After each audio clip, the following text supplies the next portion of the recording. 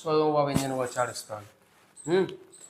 सारी लिख लो एक तरफ से, वो सारी की सारी श्रेणी, सारी की सारी तालिका या लिस्ट। कंठ से निकलने वाले, तालु से निकलने वाले, मूर्धा से निकलने वाले, दंत से निकलने वाले, ओष्ठ से निकलने वाले, नासिका से निकलने वाले,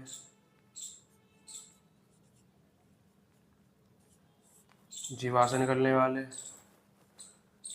3 4 7, 3 4 7 हो गए। ठीक है, अब क्या होगा, कंठ को ओष्ठ से जोड़ देंगे तो बन जाएगा कंठोष्ठ्य। ठीक है, कंठ को तालु से जोड़ देंगे तो निकल जाएगा कंठ तालव्य, कंठ तालव्य निकल जाएगा। ठीक है, और दंत से ओष्ठ को जोड़ देंगे तो, दंत से ओष्ठ को जोड़ देंगे तो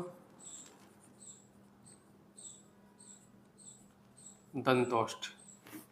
समझे बातों को? इस प्रकार से। नहीं सही में आया तो ये देख लो, कंठ से जोड़ रहे हैं ओष्ठ को तो ये कंठोष्ठ हो रहा है, दंत से ओष्ठ को दंतोष्ठ हो रहा है, कंठ से तालु को तो ये कंठ तालव्य हो रहा है, और इस कंठ से ओष्ठ को लाल लाल कलर से जो है वो कंठोष्ठ हो रहा है। ठीक है, पहले लिख लेते हैं कंठोष्ठ्य।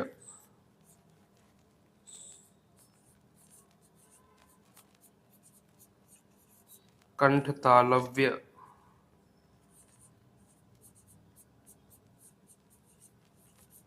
दंतोष्ठ्य, ये हो रहा है। ठीक है, देख लो भाई अब कैसे कैसे करना है। कंठ से निकलने वाले पहले हम लिखेंगे स्वर, पहले लिखेंगे स्वर, फिर लिखेंगे व्यंजन, फिर लिखेंगे हम यहाँ अंतस्थ अगर होंगे वहाँ लिखने लायक तो, फिर लिखेंगे ऊष्मीय, फिर लिखेंगे उत्क्षिप्त, उसके बाद लिखेंगे उत्क्षिप्त के बाद कौन सा बचेगा, उत्क्षिप्त के बाद कौन सा बचेगा जो लिखने लायक होगा। नासिका तो अलग ही चल रहा है, नासिका में तो अलग हो ही जाएगा, कोई समस्या ही नहीं है। और कौन सा बचेगा, आगे तो बचेंगे, आगे देख लेंगे। अब इसका क्रम ये ऐसा है कि भाई पहले इसको लिखा जाएगा फिर इसको, ऐसा करके इनको लिखा जाएगा। अगर बीच में ऐसा होता है कि किसी एक श्रेणी में ये नहीं है तो भाई नहीं है तो नहीं लिखेंगे, उसके अगला वाला लिख लेंगे। अगर ये दोनों ही नहीं है तो इसके अगला वाला लिखा जाएगा। ठीक है, इस तरीके से लिखा जाएगा। ध्यान रखना कहीं आप मतलब भटक जाओ, कंफ्यूज हो जाओ, ऐसा नहीं करना है। कंठ में पहले स्वर कौन सा आता है, सबसे पहले स्टार्ट कहाँ से होता है, स्वर छोटे आ से, तो छोटे आ और बड़े आ को ले लेते हैं। ठीक है, फिर व्यंजन कहाँ से शुरू होते हैं, का से, तो का, ख, ग, घ, अंगा, ये हो गए। अब अंगा के बाद में कंठ के जस्ट बगल में क्या, जो हमारा कंठ है ना उसके जस्ट बगल में होता है काकल्य। कौन सा होता है, काकल्य। ये कंठ है, कंठ के आसपास ही, यही नीचे कहीं आसपास, इसके पीछे या इसके नीचे कहीं काकल्य होता है। ठीक है, तो काकल्य हमने अलग से तो इसमें लिखा नहीं है कि काकल्य की सीढ़ी बनाई हो, तो हमने सीधे किसकी सीढ़ी बनाई है, कंठ की। तो जो वर्ण काकल्य से निकल रहे होते हैं, काकल्य से उच्चारित हो रहे होते हैं, उन काकल्य वाले वर्णों को हम यहीं पे लिख लेंगे। कौन कौन से काकल्य ध्वनि है, एक तो हा, एक विसर्ग, यही तो है काकल्य ध्वनि। दो ही तो थी, बताई थी, हा और विसर्ग। अब आते हैं तालु से, तालु से कंठ, कंठ से तालु, तालु में छोटे या बड़े आ क्या आती है, छोटी ई और बड़ी ई। अब ध्यान रखना मैं यहाँ वो नहीं लगाने वाला, क्या बोलते हैं उसको, हलंत, हलंत नहीं लगाऊंगा मैं। ठीक है, आगे आप समझ ही जाना। अब का के बाद कौन सा वर्ग आता है, चा वर्ग, तो बस चा वर्ग वाले लिख दो पांचों, चा,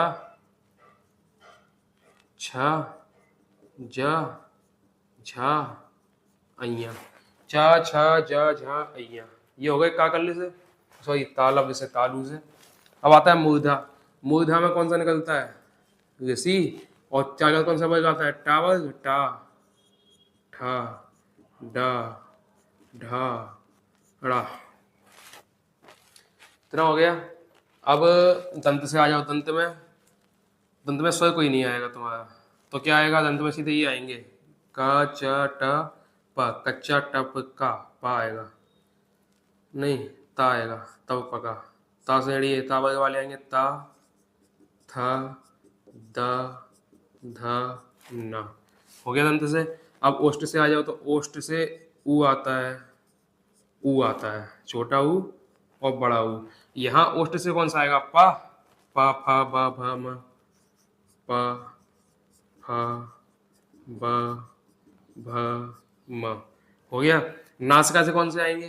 तो नासिका से ये सारे आएंगे, ये देखो, ये नासिका, नासिका, नासिका, नासिका, नासिका।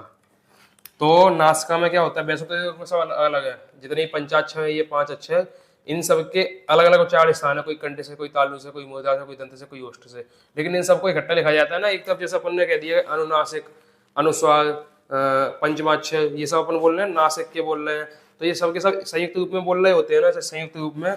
तो संयुक्त रूप में गिनती है। अब आगे देखें तो नासिका, नासिका से क्या होता है? हमने जब पढ़े थे पंचमाक्षर, तो हमने उनको नाम क्या दिया था? अनुनासिक बोला, अनुस्वार बोला, नासिक्य बोला, नासिका बोला, बोला था नहीं बोला था पंचमाक्षर को ही? तो पंचमाक्षर और नासिक के व्यंजन एक ही में आते हैं, नासिका में, क्योंकि इनकी सहायता से इनका उच्चारण होता है। ठीक है, इनकी सहायता से इनका उच्चारण होता है, तो जितनी भी नासिका होंगे सब के सब इसमें लिखे जाएंगे। लेकिन फिर आप देखोगे भाई इसमें इसमें इसमें इसमें इसमें ऐसा क्यों नहीं है, मतलब इसमें क्यों लिखे गए हैं? फिर तो इनमें पर्टिकुलर एक अलग तरीके से खुद का एक जो हमें चाहिए उच्चार, नहीं नहीं हमारा खुद का एक होना चाहिए उच्चारण स्थान, तो उस प्रकार से फिर इनका खुद का अकेला एक एक अलग अलग है। इस अंगा का कंठ हो गया, अइया का तालु हो गया, ड़ा का मूर्धा हो गया, ना का दंत हो गया, माँ का ओष्ठ हो गया, ये सब के अपने खुद के अलग अलग उच्चारण स्थान है।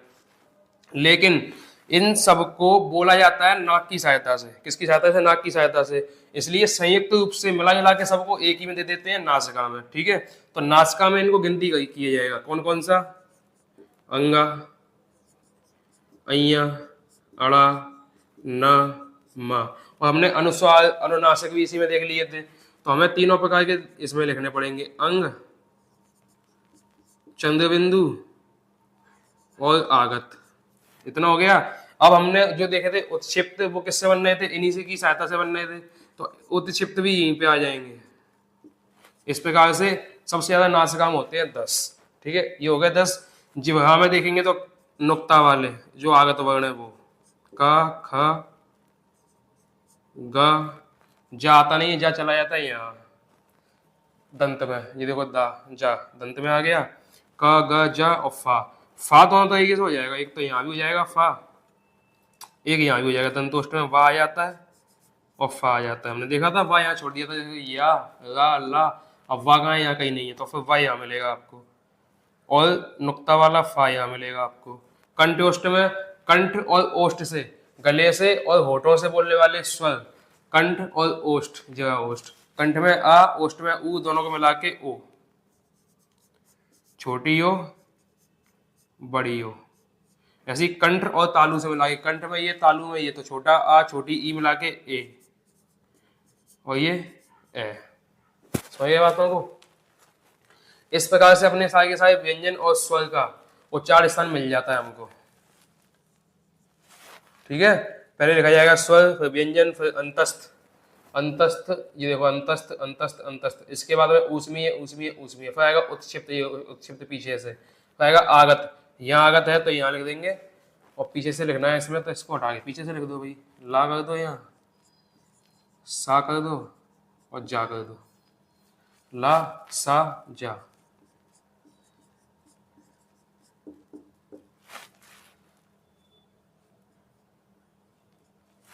ये हो गया आगत। इस प्रकार से सारे के सारे वर्ण यानी स्वर और व्यंजनों का हमने उच्चारण स्थान देख लिया। कि इसका उच्चारण स्थान कहाँ से होगा, किसका कहाँ से होगा, इसका कहाँ से होगा, उसका कहाँ से होगा, कहाँ कहाँ से होगा, वहाँ से होगा, जहाँ से होगा, तहाँ से होगा, सबका हो गया यहाँ से उच्चारण स्थान। अब इनमें देखना होगा क्या तुम्हारे पास, इसमें देखो एक तो स्वर मिलेगा तुम्हें, वो भी दो ही मिलेंगे, का वर्ग मिलेगा तुम्हें और का कल्य ध्वनि मिलेगी तुम्हें।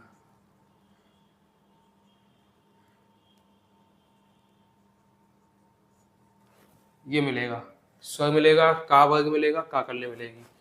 इसमें भी दो स्वर फिर मिल जाएंगे, इसमें चा वर्ग, अंतस्थ और ऊष्मीय। काकल्य में भी दोनों ही आ रहा है भाई, इसमें ऊष्मीय भी आ रहा है इसी काकल्य में, और अयोगवा भी आ रहा है।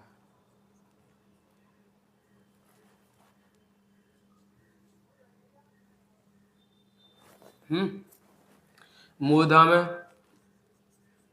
स्वर मिलेगा,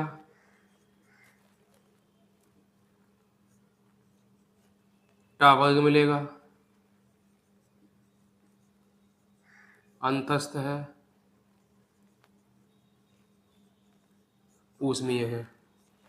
दंत में स्वर नहीं है, यहाँ ता वर्ग,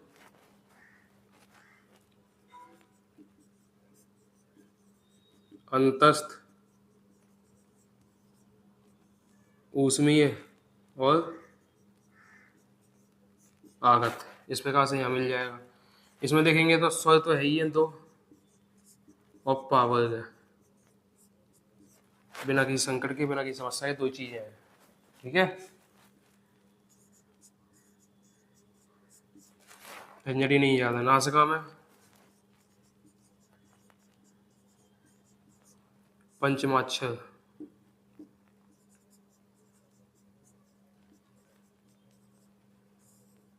अयोगवा, आगत,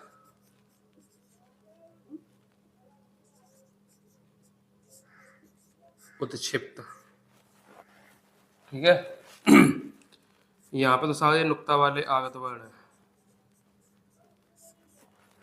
कंठोष्ठ में स्वर, कंठ तालव्य में स्वर, और दंतोष्ठ में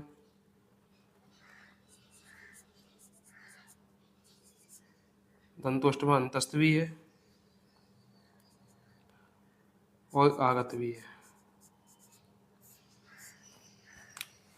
लो भाई, इस प्रकार से आपके सारे के सारे स्वर, सारे के सारे वर्ण, उत्क्षिप्त, अंतस्थ, ऊष्मीय, आगत, पंचमाक्षर, सब प्रकार के जितने भी आपके पास वर्ण देखने को मिलते हैं हिंदी वर्णमाला में, सभी प्रकार के वर्णों का उच्चारण स्थान ये लिख गया। और ध्यान रखना 10 प्रकार के उच्चारण स्थान है, 10 प्रकार के, 10 नहीं है 10 प्रकार के हैं, क्योंकि है तो कुल 7, ये लिखे हैं 7, इन 7 से ही बन गए हैं 3 और, तो 10 हो गए हैं। ठीक है, लेकिन है केवल 7, 7 से ही बन गया 10, इसलिए 10 प्रकार के हैं। और अंग तो केवल 7 ही है, उच्चारण स्थान या उच्चारण करने वाले अंग पूछे जाए तो केवल 7 है, और इन 7 से ही बन गए हैं 10। इस प्रकार से स्वर और व्यंजन का उच्चारण स्थान हो गया 10 प्रकार से। ठीक है, ये देख लेना, नोट कर लो, लिख लो, याद कर लो, समझ लो, बैठा लो, तो याद करने की जरूरत नहीं पड़ेगी, बस रिवीजन करते हैं ना, हो जाएगा। ठीक है, आगे बढ़े। अब हम लिखेंगे स्वरों का और व्यंजनों का उच्चारण स्थान। बढ़े आगे।